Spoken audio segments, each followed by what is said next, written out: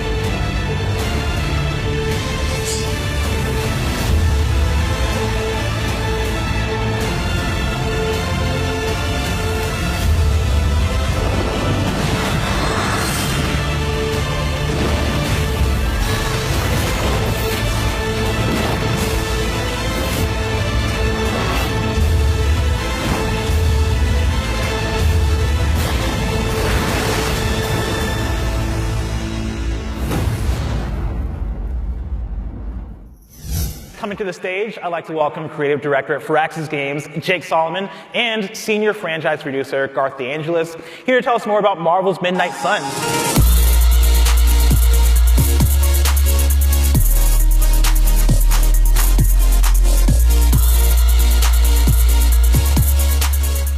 I want to jump right into it. I mean, like, you know, looking at Marvel's Midnight Suns, it is a different take for Marvel, right? It is darker. I'm somebody who, when it comes to the Marvel products, I often watch the stuff that is, you know, bright, shiny. I'm watching Spider-Man swinging around New York City on a really sunny day. Yeah. But when I look at Marvel's Midnight Suns, I'm like, oh man, there's no sun out right now. You know, it's nighttime out here. And they're all wearing black and yellow. They're all really fresh. What can you tell me about Marvel's Midnight Suns for people who don't know? So it is a tactics RPG in the Marvel Universe, but it's set in the darker side of the Marvel Universe, so supernatural, the spooky side. And so it's new for us because it's a tactics game, but it's also an RPG. And so when you think of, if you love Marvel heroes, which, you know, you're here at D23, I have no doubt you do, there's two powerful fantasies. One of which, of course, is seeing these heroes in combat, using all their abilities, fighting alongside them. And we do have that with our tactics battles.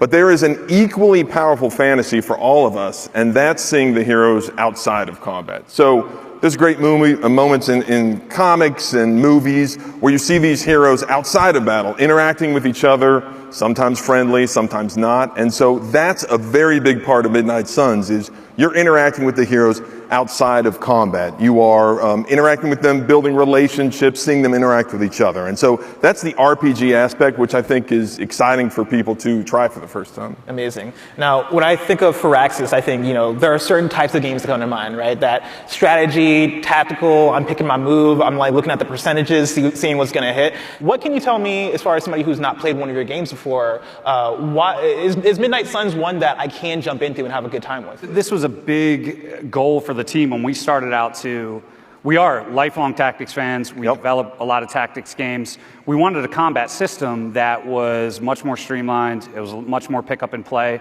There's no grid in this system. So you really can just dive in, really start playing. And, you know, we're talking a lot about the RPG and the combat, but bringing the Disney fans, the Marvel fans into the world too, we have a really special feature that, for me, is sort of a lifelong dream, that you can now be your own superhero, your own customized superhero as the Hunter, that you get to create. You can choose how they look. You can also choose their personality, and you're making decisions continually of how you want to interact with these legends that we know and love in Captain America and Spidey and Iron Man and Blade.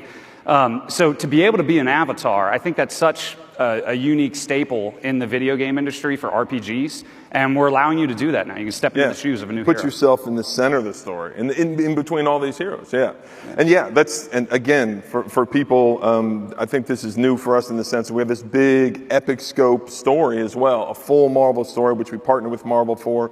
And so, there are just a lot of things that are new and exciting for us. And again, you know, I'm hanging out with Wolverine, Spider-Man, Iron Man, right? Scarlet Witch, a dope cast of characters. Can you tell me how I'm going to be able to interact with these characters in game? Yeah, there's an enormous amount of interaction you can do in the game. There's so much customization, right?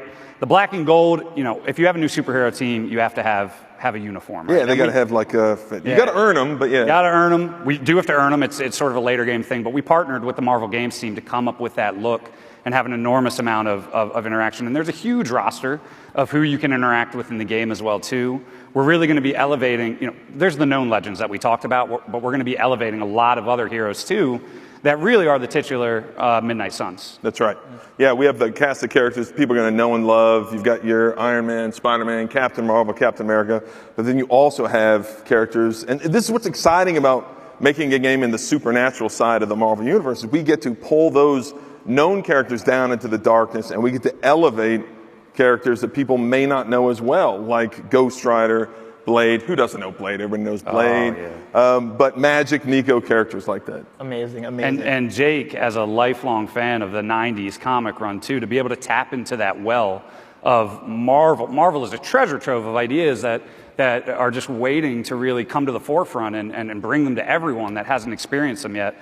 You were really inspired by that 90s run of the Midnight Suns. Yeah, it was my favorite comic. It was early 90s. It was a Ghost Rider comic event. It's what inspired this. It was called Rise of the Midnight Suns. It was, there we go. We got, somebody likes the Midnight Suns out there. There are 7 of us in the world.